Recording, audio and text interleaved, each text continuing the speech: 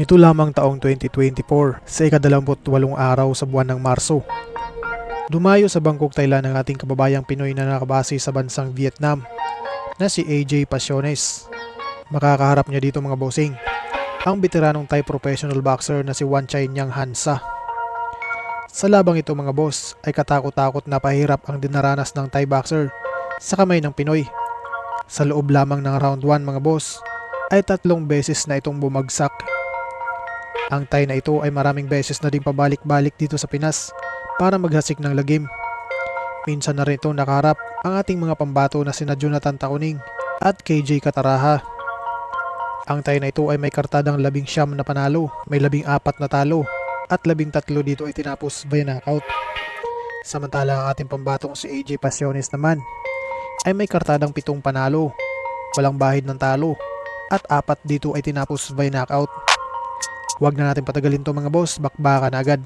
Round 1 mga bossing, napakaingat ng ating pambatong batang Pinoy. Alam niyang maraming kayang gawin ng kanyang katunggali, lalo na't mas malawak ang karanasan nito sa ibabaw ng lona. Hanggang sa bumagsak ang kalaban, unang kumunikta ang straight right nito. Nadagdagan pa ng left hook na dumaplis lang sa balikat.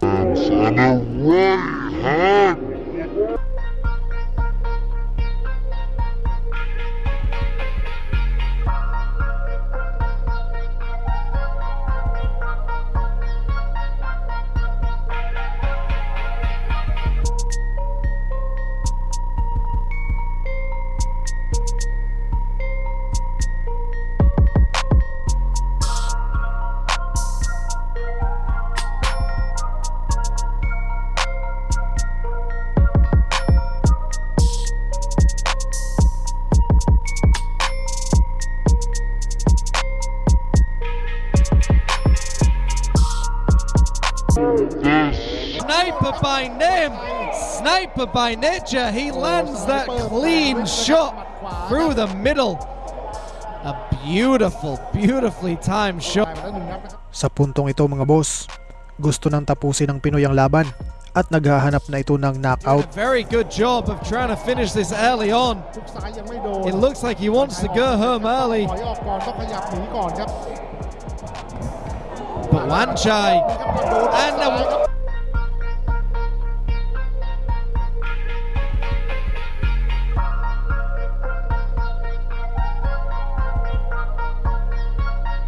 Arvind sent his opponent down, and I think Wanchai doesn't realize what's put him down. He looks stunned.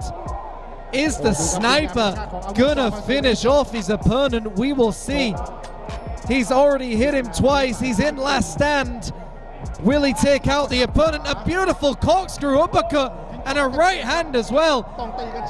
The referee's going to be looking at this very closely because every shot the sniper lands, it is stunning his opponent.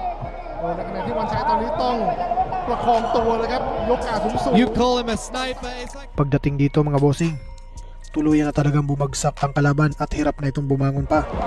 What a beautiful... Panalo ang ating kababayan na nakabase sa Vietnam na si AJ Pasiones via round 1 knockout. Muling umangat ang kartada ng Pinoy sa 8 panalo, walang bahid ng talo at 4 dito ay tinapos via knockout. Hanggang dito na lang muna ang ating video ngayon mga bossing. Maraming salamat sa inyong walang sawang suporta. Mabuhay, ingat po, and God bless.